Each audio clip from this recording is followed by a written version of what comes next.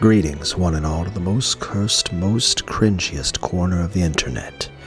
A YouTube channel content creator actively alienating everyone in both the analog and digital world.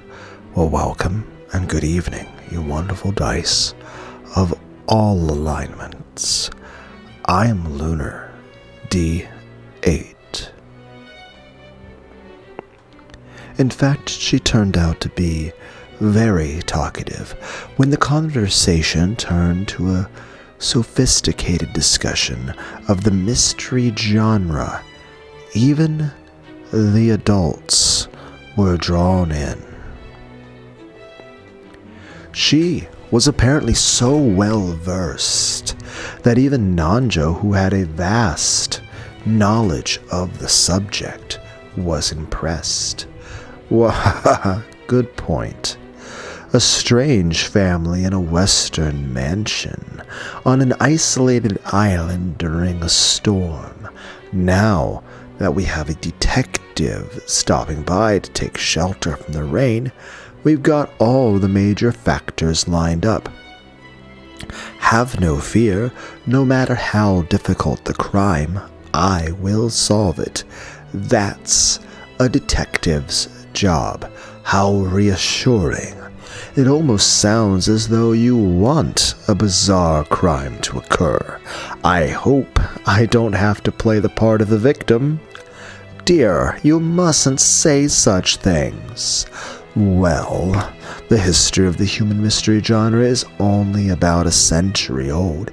Its tricks and ideas are limited to a few recycled patterns, so there's nothing left to show. No matter what kind of impossible crimes or closed-room murders might occur, it'll be nothing more than one of the same classes of tricks dressed up to look like something new. The only reason mysteries still make for popular books today is because self-proclaimed fans, those who work off-piste to gather knowledge and who have hardly read any of the classics, mistakenly think that a classic trick they didn't know about, through lack of proper study, is actually something new and surprising. Everyone couldn't help but gape at this imposing claim.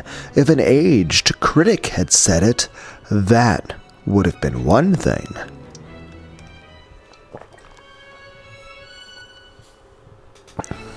But to think that a young person like this could say it so boldly. I mean, she's like 22, right? Mysteries, a genre that ended half a century ago, at least as far as I'm concerned. However, thanks to countless ignorant fools, I get to play my part as a detective. Giggle. By that argument, wouldn't it mean that romance was perfected back in Shakespeare's time, so everything after that isn't worth reading? Exactly. I do agree Shakespeare is good, but I also agree that there is many new amazing works as well. I've said before, it's kind of an odd thing with Star Trek. Like, don't be wrong, Shakespeare's cool and all, but what's it say if Picard's using a holodeck to recreate Shakespeare? Like, are there no new plays? Like, is no one writing anything new? We're just using the AI of the holodeck to recreate old shit and just...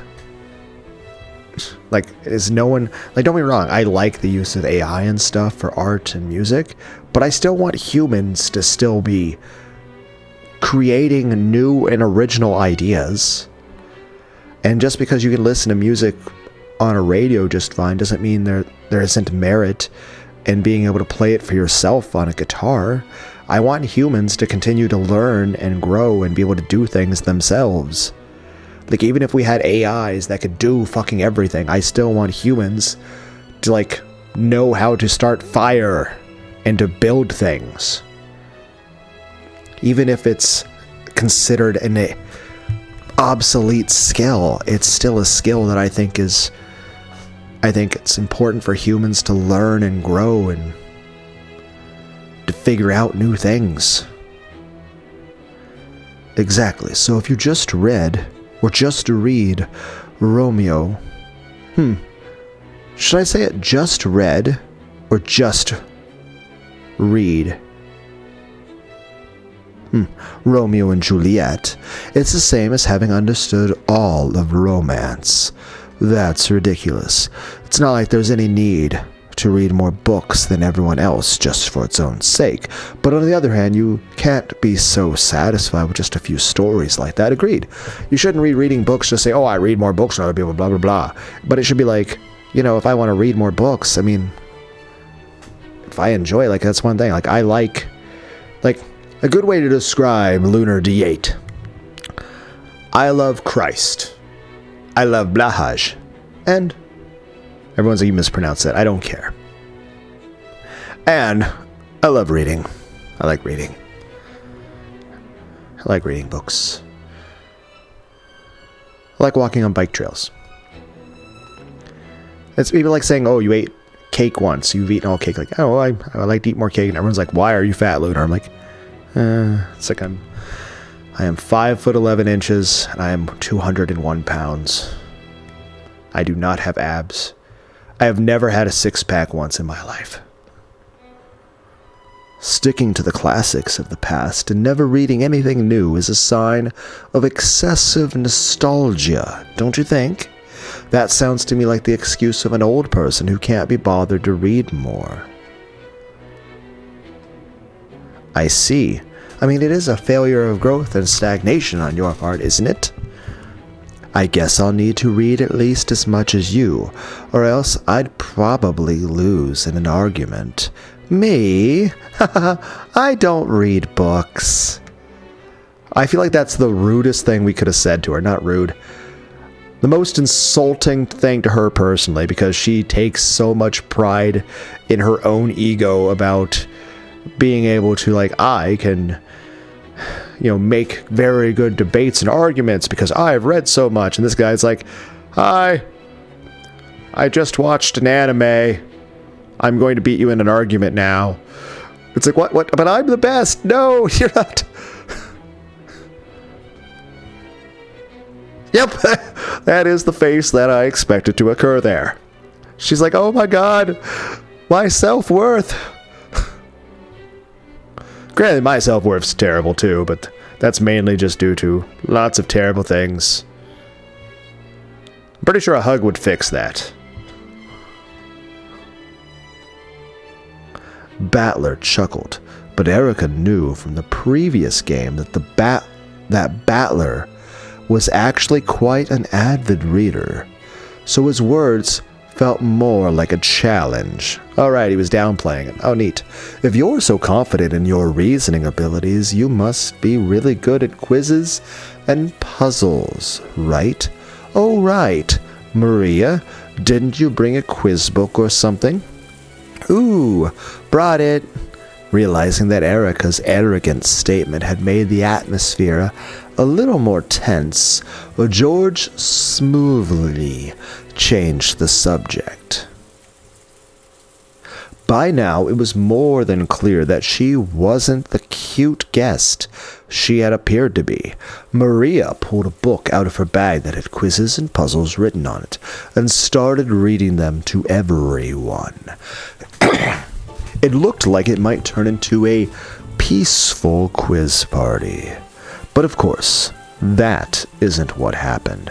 As a credit to all her big talk, Erica managed an impressive ratio of correct and immediate answers, because she's more concerned about being right and impressing people and what people think than just fucking enjoying the quiz. Enjoy the puzzle. It's not about solving it. Yes, there is a way to play games, and that correct way to play games is to win. But enjoying it. I'd be like, I ate the pizza. Did you taste it? You like fucking wolfed it down. She took complete control, and her bragging began to escalate more and more. She sounds very pretentious. George silently, slightly regretted the choice he'd made when changing the subject. It's fine, George. You couldn't have realized how much of a bitch she was. You tried.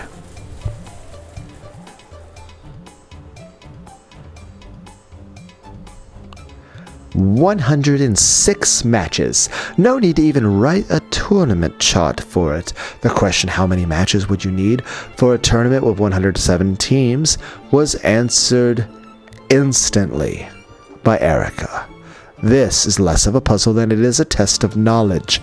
There's a formula which shows that the number of matches is always the number of teams minus 1. Well, if you just look at the examples showing 3 matches for 4 teams and 7 matches for 8 teams, it should be easy to figure out the pattern. Ooh, Erica, that's awesome. Erica One-chan, right? Say it. Ooh, Erica One-chan, that's awesome. Really impressive. So, you don't call yourself a detective for nothing. I couldn't very well act the part of the detective if I was incapable of handling puzzles of this sort. Incredible! I'm sure you'll be able to become a real detective in the future. Well, I'm pretty sure I already am one. The cousins all thought about the answers to the questions, but Erica always answered first, ruining the fucking game for everyone else. It's like, oh, we all decided to watch a horror movie together. But she shouted out the ending right away. Rosa thought it was a bit rude for Erica to say the answers out loud while people were still thinking instead of keeping them to herself. But since Erica was a guest, she decided against mentioning it. After all, being a good host is very important, unless your guest oversteps their bounds. In truth, Erica was perfectly aware of this when she answered the questions instantly.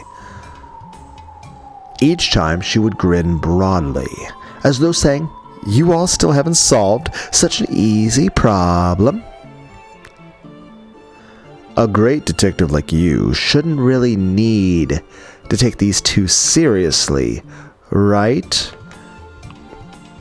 It's like, why is your self-esteem so dependent on constant fucking validation, Erica? Good point. Even though these are just childish questions, I was getting a bit too serious. I'll take more care, so let's have the next question, please. Alright, I won't lose this time. Maria, next question. A new challenger has appeared. You have one large piece of cheese. A single slice with a knife can split it into 2 parts.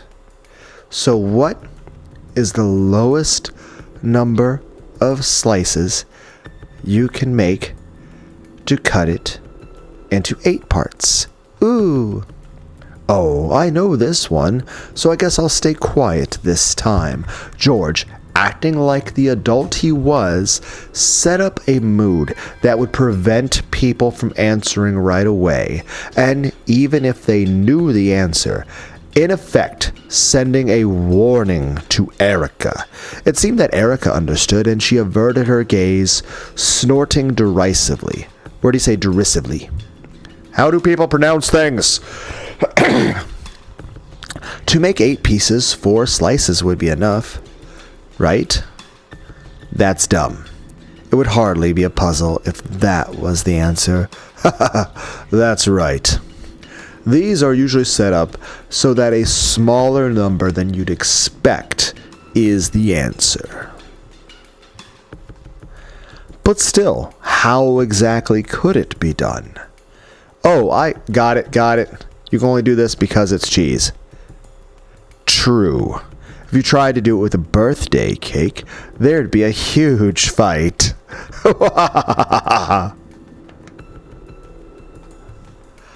That's right. You might be able to do this with cheese, but you'd never cut a cake like this. Huh? Huh?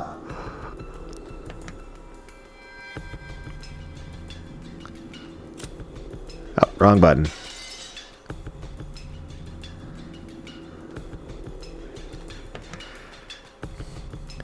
Again, I have to say, Battler's outfit, quite spiffy. I would certainly wear such a thing. All of you know the answer? Damn it, am I the only one who doesn't? Oh, I've got it. Yeah, you've got to think three-dimensionally.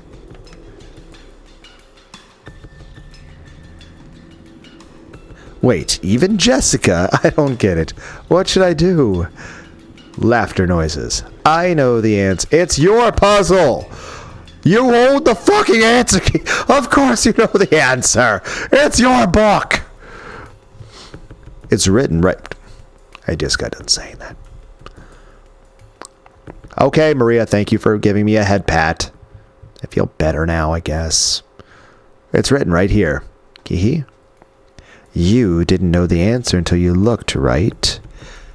Get it, Battler-kun? I see. I understand it as well. This is something you can do because it is cheese. Yeah? Is it literally going to be Battler and Erica are the only ones who don't know it, and then Battler is able to eventually figure it out and explain it, and Erica's going to be like, oh my god. It's like, cannot cope. It's like, why is Erica on the ground with an oxygen tank that says copium on the side? Yeah, even Dr. Nanjo gets it. Could it be? Am I the only one who doesn't get it? I'm sure even your brain could be as flexible as cheese if we cooked it a little, Battler-san. It isn't something like use 0 slices with the knife and break it apart with your hands, right? Of course not. It's impossible to cut this cheese with anything other than a knife. Think of the cheese in 3 dimensions. If that's hard, it might help to draw a picture on a paper napkin. So we have 1 large piece of cheese, right? Then we use a knife to make 8 pieces. Can the knife only cut in a straight line? Yes, that's right. The knife only cuts in straight lines. Oh, but here's a hint. You can only cut in a straight line, but you're free to cut it wherever you want. Try thinking of a bunch of ways to stick it in. You should probably try to think out of the box a bit. Show us what you've got, Battler-kun. You have a large piece of cheese. How many times must you cut it with a knife to make 8 pieces?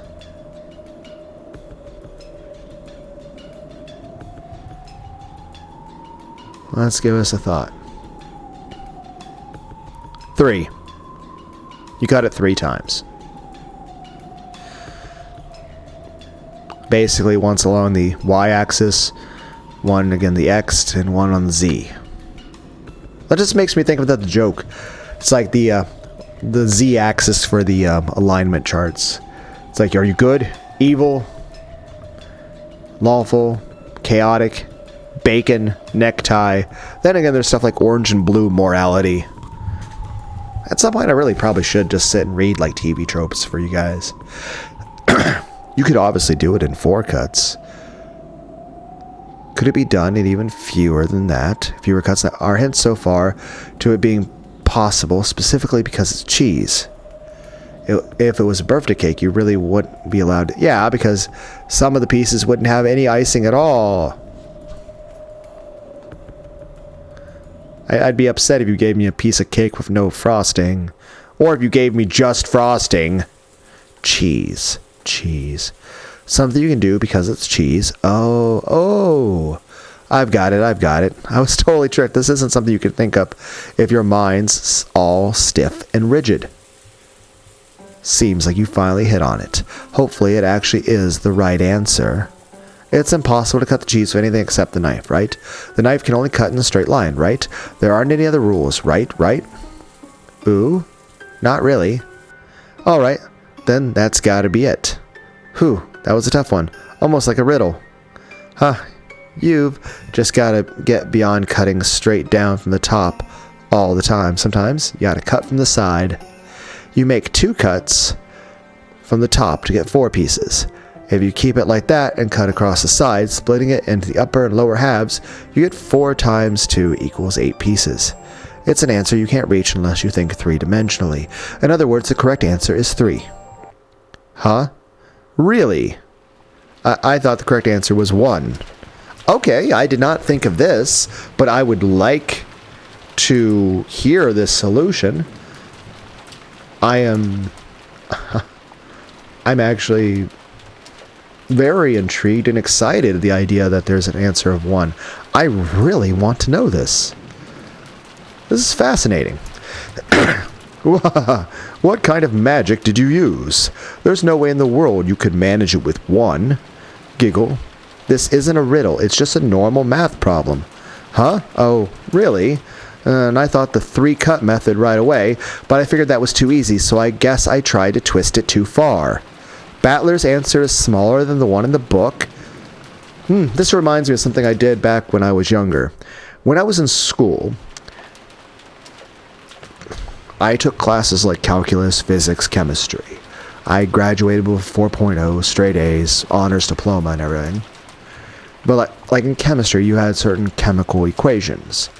And, well, the thing that would bother the teachers is that I would be able to take certain chemical equations and combine them in certain ways that I was skipping steps, but I was always correct. And I was basically just, here's this, and I'm like, hey, if you do this and combine that with this and move this. And the teacher who actually teaches the class is like, what the fuck? I mean, that technically works, but I've never seen that before. But I guess I'm just weird. But I'm just saying, it's always fascinating when someone finds a new way of doing something that's somehow different than the official way, but is better. Yes, he is. Oh, you're saying that she was wanting to brag about the 1-cut thing too, so she actually thought of it as well. Interesting, I did not think of that. Battler's answer is smaller than the one in the book. Is Battler right? Yes, he is. And I'll say this, and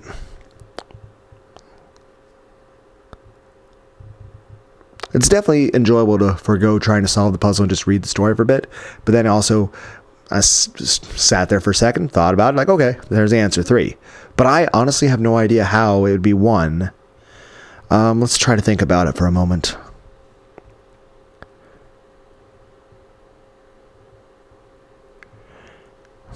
I mean, I might come to the answer if I think about it longer, but honestly, I don't think I will. I have no idea. I don't know what the solution is, and I don't think any amount of time sitting here thinking about it, I don't think I'd ever solve it. Battler-san is right. The correct answer is 1 slice. Battler was happy that someone had confirmed his answer. However, at some point, Erica's face had lost its cheeriness. To think that a human other than myself would give the answer 1, and that it'd be you of all people.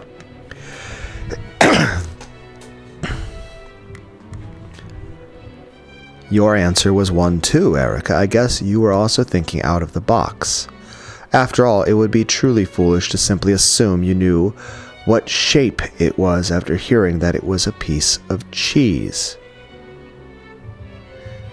What, is it like a fucking squiggle?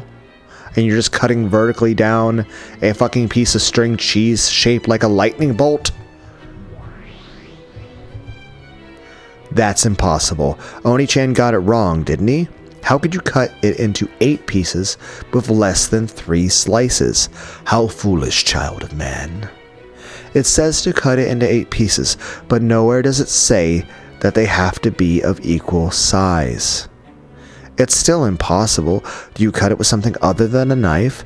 The rules say that only the knife can cut it, and the knife can only cut in a straight line. However you turn it around, the rules do not say anything besides that. In fact, the shape of the cheese is never specified. I see. When you all heard a large piece of cheese, you also thought of a flat cylinder. Like, I don't think I've heard that word. camembert? I'm not familiar with that, or something.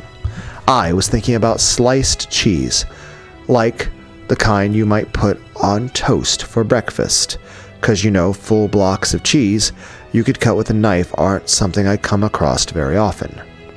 The shape of the cheese isn't specified in the rules, a mistake by the one who made the book. I think, to be fair, a lot of rules like that when it comes to puzzles are basing their puzzle off of pre-established rules of what is the common sense. Of course, you can always try to find some way to make a loophole, like, oh, what if it's cheese of this shape or something? But I think the rules, like, I wasn't thinking of a cylinder. I was thinking about block-shaped cheese. I was thinking about cheese that's in the same shape as like a sheet of cake. A rectangular cube.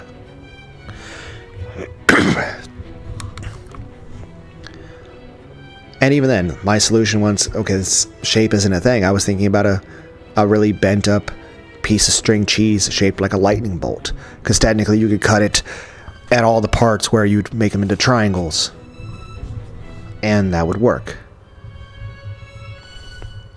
I imagine that there's a picture of a flat cylinder of cheese there in Maria Sand's book.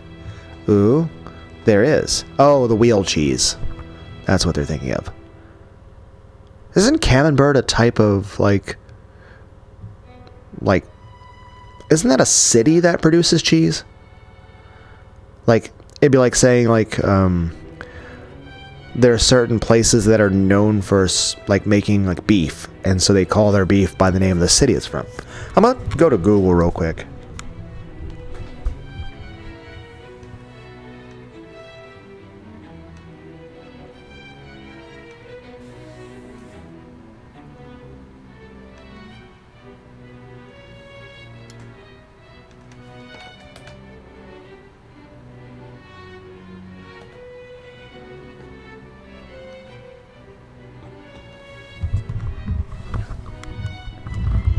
Camembert, a soft, creamy French cheese from Normandy with a bloomy white rind and a rich, earthy, mushroomy flavor.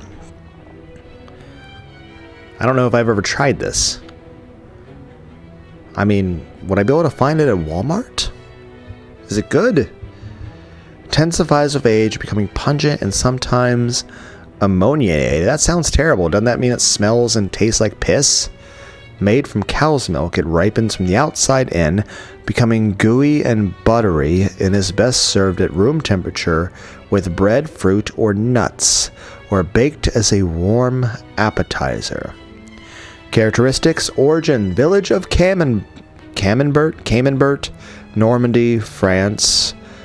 Soft, bloomy rind, cow's milk cheese. Texture, creamy, soft, and runny when ripe. Firmer when young. Flavor, earthy, mushroomy, buttery, and sometimes tangy or ammoniated when very ripe.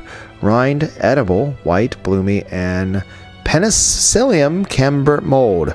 How to eat and serve. Pair with baguettes, crackers, fresh fruit, grapes, pears, nuts, honey, fig jam, or cider.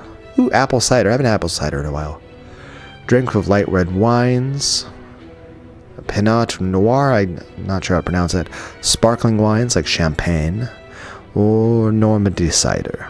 Oh, they make apple cider in Normandy? Everyone's like, I'm not sure. Bake it, score the top, add garlic, thyme, and olive oil, and bake until gooey. Camembert versus Brie. Typically smaller and ripens faster, giving a stronger, more pungent flavor than Brie. When heated, Camembert becomes creamier and runnier, while Brie tends to hold its shape more. Okay. I'm not sure if I've ever had that. I don't think I have. I'm not sure. As Erica had guessed, the book Maria had had an illustration of a piece of cheese, just as Erica had described it. With cheese of this shape, 3 slices really would be the correct answer. You cut it in a plus pattern from the top to make 4 pieces, then cut it from the side to double that, make it 8 pieces. However, since this illustration hadn't been shown, the interpretation of the cheese had been left to the answerer. That's right. At the moment the problem was stated, no one said anything about how the cheese was shaped or how flexible it was. Exactly, it seems that Battler-san was the more flexible one when it came to both brains and cheese. I don't get it. How does making it sliced cheese let you cut it into 8 parts with a single knife slice? Why not try it with that paper napkin? Pretend it's sliced cheese. It's like this. You fold it accordion style. How many times do you need to fold it to make 8 sections? 6 times. Hey, granted they're using sliced cheese, but I was imagining a piece of string cheese shaped like this in a lightning bolt fashion.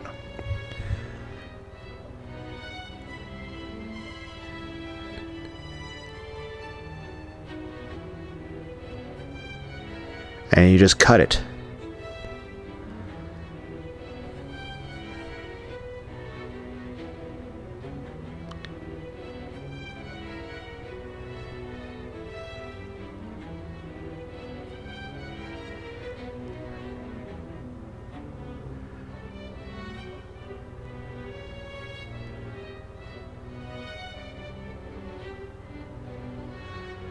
But yeah, accordion style seems like an odd way to phrase that, but I was just thinking of a piece of string cheese shaped like a thunderbolt.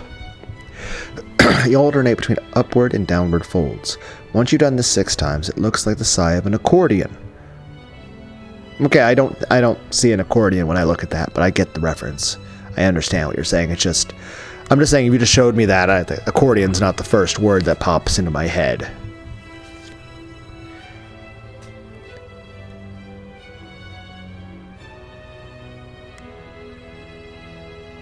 With normal cheese, it'd break if you tried to fold it like this. But the rules say this cheese can't break unless you can use a knife. Unless you use a knife, right? Yes, no problems there. After all, this is magic cheese that can only be cut with a knife. After folding it, you start at the top and make a cut right down the middle. You're right. It would make 8 parts. Wait a second. The parts aren't all equal this way, right? Why do I care about what piece of cheese the other person gets? All the questioner said was to cut it in 8 pieces. They didn't say anything about them being equal. Well, if you change the way you fold it, it is possible to make them all equal sizes, but I wouldn't want to confuse you stiff-headed people with the explanation. Heh. Oh. For a while, everyone was stunned. Battler had reached a far better answer than 3 by thinking of the problem as a riddle. Erica had already known both answers and had even spotted a mistake made by the book. The others could do nothing but stare at those two in surprise. Incredible. So we were the stiff-headed ones. What an utter defeat. We were thinking in 3 dimensions. But it looks like Battler-kun and Erica-chan were thinking in 1 dimension higher. It seems the game with the witch has toughened you up quite a lot. Puzzles without specified rules. In other words, all things not covered by the red truth are left to the observer's interpretation. It's the most basic of methods for constructing gaps in the witch's closed rooms. What are you talking about? It's kind of unfair if I'm not able to retain memories from other universes. You cheating bitch. Is that a quote from some novel? Well, let's call it that for now, shall we? Anyway, I guess this means that everyone's brains are as stiff as rock-hard cheese. Without any signs of restraint, Erica looked at everyone and laughed sarcastically. Only Maria didn't notice the venom in that laugh as she happily turned to the next page. Ooh. Then, on to the next problem. You have 3 cups and 6 coins, okay? Split up the coins so that there's 1 coin in 1 cup, 2 coins in our cup, and 3 coins in the 3rd cup, okay? But what are the rules that make that hard? What? Wait a sec, that's easy. Just stick 1 coin in the 1st cup, 2 in the next one, and 3 in the last one, you're done. However, you can't... Can you do the same thing with only 5 coins. Ooh. Here's another cliched problem. Don't tell me that you all need to waste several precious seconds on a problem like this. By now, Erica was gazing around the room with an unpleasant look. I've never heard this question before. I do not know the answer. Acting in a manner that was completely inappropriate for both a guest and for someone of her age, she was no longer a guest who would be staying until the storm passed. She had transformed into an annoying guest who wouldn't leave until the storm passed.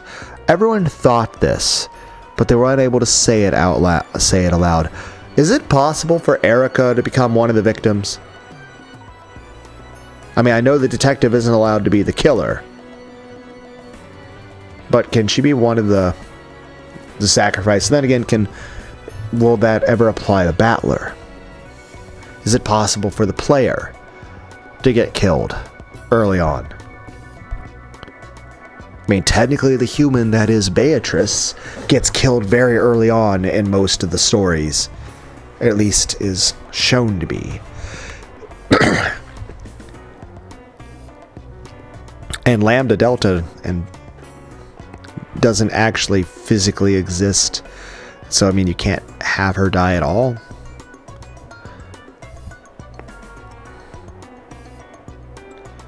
Everyone thought this, but they were unable to say it aloud.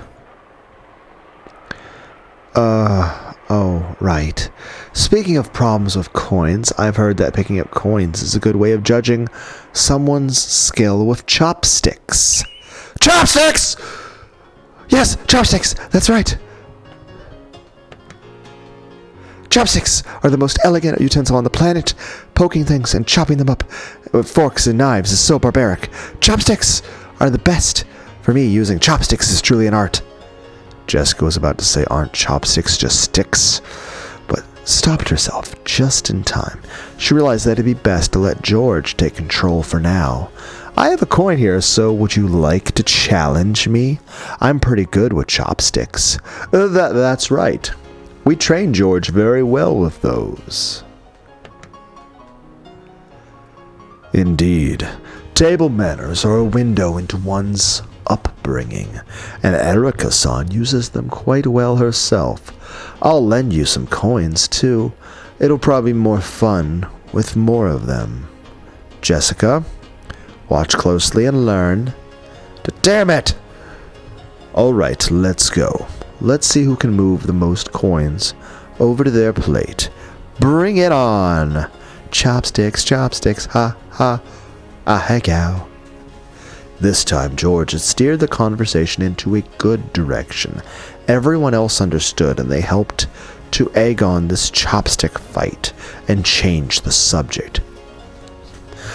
They were fully aware by now that Erica was extremely proud of her intelligence, and apparently she had the bad habit of using that to look down on other people. She spun her chopsticks around with the deft hand of a juggler, staring at the coins scattered on the table like a dog who had been told to stay after having a meal placed in front of it.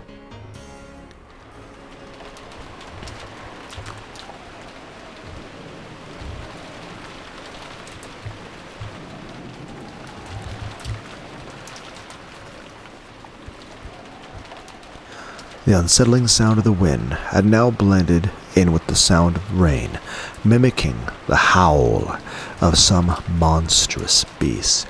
Just when it seemed to be crying out sadly, it would suddenly turn into a roar and rattle the windows, striking up even more fear and unease within me. Light from the hallway poured in through the thin crack of the slightly open door.